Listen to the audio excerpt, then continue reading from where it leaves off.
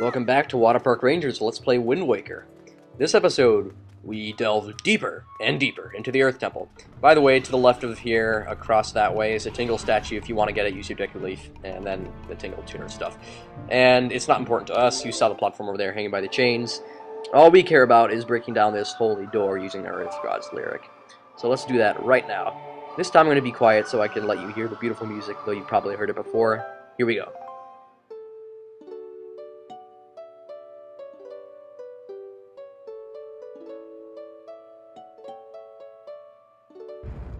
Yeah, actually, I really like that song. As you probably noticed, that's actually part of the game's main theme from the title screen. The first half of it is this song. The other half, well, you'll find out later. So I think I'll just show you better. That's where you gotta go to find the Tingle statue for this dungeon. Just thought I'd point that out for you using the telescope. Yeah, there are 5 Tingle statues. One in Dragon Roost Cavern, one in Forbidden Woods, one in Tower of the Gods, one in the Earth Temple, one in a dungeon we haven't gone in yet. Yes, you can use the light to stun the Redeads. Stunning Redeads before you get close to them. It's a good thing, kids. We double stunned him there. Got the light on him and then used the Skull Hammer. So our light can go onto those mirrors, and just like that, they're amplified, and they destroy giant anteater statues. So of course if the anteater statue is already right there without a column blocking it, you can just break it like that. Really great. Okay, so now we have a couple of doors open, so let's just head in this way first. I think I know what's in here. Yeah, Medley is not really necessary here, and I would not recommend bringing her in. Basically just run forwards, run like hell through this mist, because you can't do crap to the Floormasters. And open this treasure chest to get the small key. The room will light up, and now we can fight the Floormasters, with all that mist dissipated due to the light. I guess somehow opening treasure chests lights up rooms. If it works, I guess I shouldn't question it.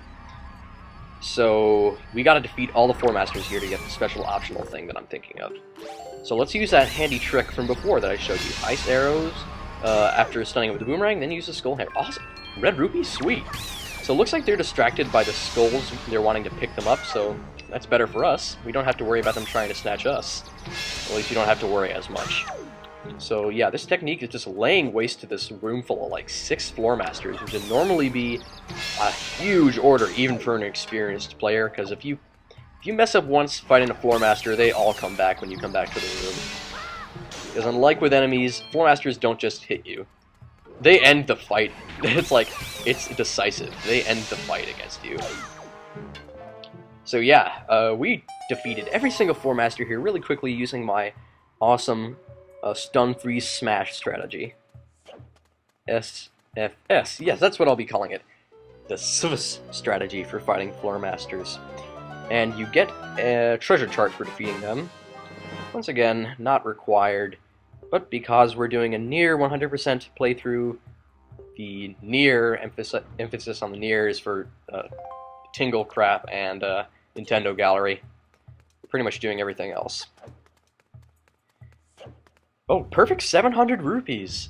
Damn, I almost feel bad about having to get more, because it's going to mess up how great that looks. Oh, no, I hate this hallway too. Anything with Floormasters, that's the only thing that just I don't like. Floormasters, it's the one thing I will not stand for. How'd you like that? Oh, apparently fire arrows don't work as well on them. Huh. I feel ice arrows are still a better idea. Now, I know there's one more Floormaster across the way that we won't be able to hurt. So we're just gonna have to try our luck with it and rush past. I don't like it, but that's what we gotta do. Yep, there's one more. Wow. I was pretty level-headed about that. Some people really spaz out about them, but if you keep a calm head around you and just try and get past, you don't have to worry so much about Floormasters. Yeah, so we're not gonna let you have your fill of us. I think one more. Yeah, fire arrows. Wow, they're strong. Like Floormasters can take 3 fire arrows before going down. Wonder how many wonder how much HP that's equivalent to, because enemies do have set HP in this game. Though each item does a specific amount of damage. Like some I think might even do 0.5. I know there's an item later that we haven't got yet that can be used to damage certain enemies. Only, I think it does the smallest amount of damage that you can dish out in the game. More on that later. Much later. So from here, we'll use our skull hammer to hit the switch.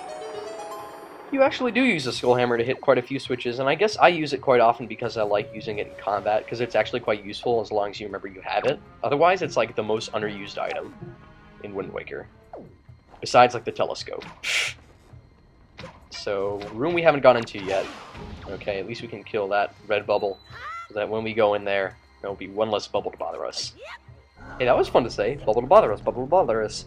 Oh, that's a tough tongue twister. That was reminding me of Harry Potter and the Goblet of Fire, the movie, where Fred and George have that babbling, bumbling band of baboons or something that McGonagall says in that rhyme. Yeah, Deathly Hallows Part 2 is pretty sweet, although I'm sure I mentioned that already. I checked Rotten Tomatoes. It has such a high score on Rotten Tomatoes. It has a 97%. Deathly Hallows Part 2 is a 97% on Rotten Tomatoes. That is incredible. That's actually higher than the percent that Lord of the Rings Return of the King has, and for the record, Return of the King is basically like the best movie ever, no contest, so I don't know why Deathly Hallows is scored higher. I mean, I gotta say though, they did a great job in the movie. They deserve any great reception they got from it, and frankly, I just wish them well, and I'm glad they got such a great score from Rotten Tomatoes. Because critics used to be kind of unfairly harsh on the Potter films, besides Order of the Phoenix, which nobody liked, let's be honest. Okay, enough on Harry Potter. We finished that Let's Play, like, what, a year ago? It's been a long time since. Not quite a year. I haven't been a Let's Player for very long, though it feels like it's been a long time. It's like that song in Homestuck. It's been a long time, and yet no time at all. God, that was an obscure reference. I gotta stop making references to cool things that you people don't, like, pay attention to. Like Homestuck.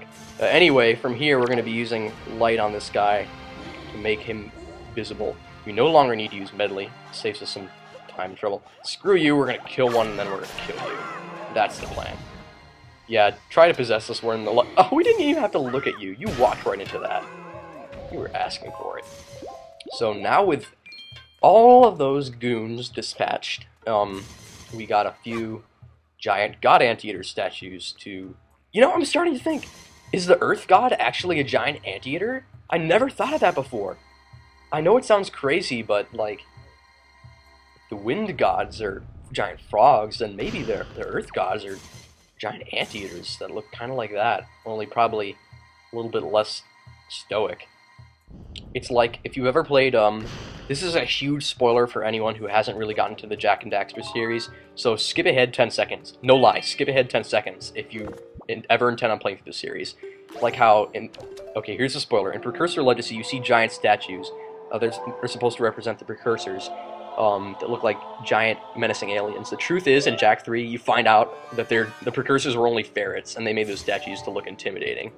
I find that incredible. That, I know it sounds like a stupid plot twist. Yeah, you can start listening again, guys. like you could pay attention to that. Well, I'm getting really off topic here. You saw what we did, basically. Medley is the first one to reflect the light in this direction, and then we knock it back to get rid of that statue. So I thought that was a huge plot twist, even if it sounds stupid.